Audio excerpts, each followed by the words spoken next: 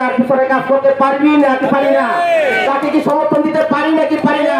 তিনি বন্ধ রাখছে, কোনোদিন চাঁদাবাজি করছে, উত্তরাজ করছে, কিছু করছে? সারা বাংলাদেশে হাজার হাজার তার কর্মী, উনি যদি 1000 কর্মী নিয়ে যদি একটা গার্মেন্টসে যায়, চাঁদা নিতে পারে নাকি পারে না? পারে, পারে। যদি যে কোনো রাজনৈতিক দলের সাথে যদি বলে যে আমি 5000 ছেলে নিয়ে আপনার সাথে থাকবো, সাথে সাথে কি উনাকে গ্রহণ করে নিতে পারে নাকি পারে না? কিন্তু তিনি কি এই সমস্ত কাজকর্ম করছে? করে নাই। এমন কোন রিপোর্ট আছে তার নামে? নাই। তাহলে কেন আমরা পবিত্র মানুষকে আমরা বাছাই করবো না?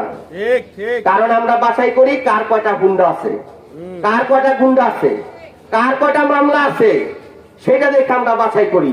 নির্বাচনের আগে 1000 টাকা পাইছি তো আমরা ভোট দিয়ে দিলাম, আর চিন্তা করলাম না যে 5 বছর আমাদের ভাবতে কি হয়। যার ফলে আপনারা জানেন প্রত্যেক অর্থ বছরে বাংলাদেশে যে বাজেট হয় 8 লক্ষ কোটি টাকার বাজেট হয়।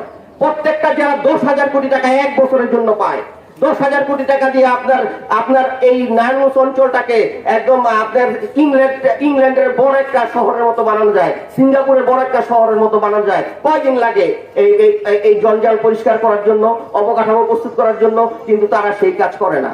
কারণ আমাদের সম্পদের পর্যাপ্ততা আছে, কিন্তু যথাযথ ব্যবহার নাই, প্রকৃত ব্যবহার নাই। কারণ অসৎ মানুষের হাতে যদি অর্থ যায়, সে যা ইচ্ছা তা করে। তাই 1 কোটি টাকা 100 কোটি টাকা নির্বাচনে ইনভেস্ট করে হাজার হাজার কোটি টাকা তুলে নিয়ে যায়, আর সেই টাকা দিয়া বেগম পাড়ায় গিয়া তারা বাড়ি ঘর করে ভোগ বিলাসের মতো থাকে। আর বাঙালি জাতির ভাগ্যের সেই নির্মম এবং তাই আমি উদাত্ত ভাবে আহ্বান করবো, চেয়ারম্যান স্যারের নির্দেশে আমরা সারা বাংলাদেশে আমরা প্রস্তুত আছি এবং আমাদের জনপ্রতিনিধিগণ প্রস্তুত আছে। এখন আপনাদের সমর্থন, আপনাদের ভালোবাসা আমাদের প্রয়োজন। আপনারা আসুন, আপনারা সমস্ত দলকে আপনারা দেখেন, দেখা যাচাই বাছাই করে জাকের পার্টির রাজনৈতিক ইতিহাস পর্যালোচনা করে আপনারা পবিত্র একটা মানুষকে আপনারা নির্বাচন করেন।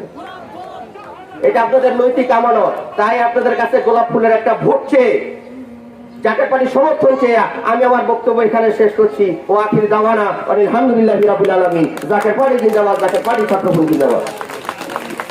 ধন্যবাদ ছাত্রপন্থের সংগ্রামী সভাপতি।